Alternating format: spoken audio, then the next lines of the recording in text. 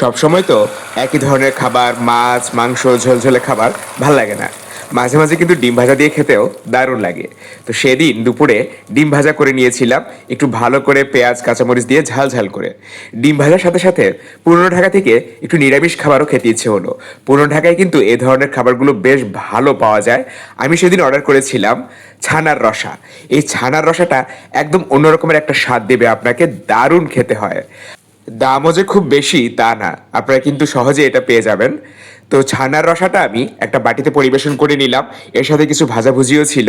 আমি এখানে নিয়ে নিয়েছি আলু সাবু বড়া বা চপ, এটাও কিন্তু আমি অর্ডার করে নিয়েছি। আর আছে কাঁচকলা আলু চপ। এর সাথে ঘরে করা ছিল আলু ভর্তা, সেটাও সাজিয়ে নিলাম। সাথে নিয়ে নিলাম গরম গরম ডিম ভাজা। এর সাথে কাঁচামরিচ না হলে চলে। তো এই অল্প অল্প করেও কিন্তু অনেক খাবার হয়ে গেল। আর মাঝে মাঝে এই ধরনের খাবারগুলো একদম নতুন মাত্রা যুক্ত করে। আমি এগুলো জগন্নাথ ভোজনালয় থেকে অর্ডার করেছিলাম, আপনারাও খেয়ে দেখতে পারেন। ধন্যবাদ।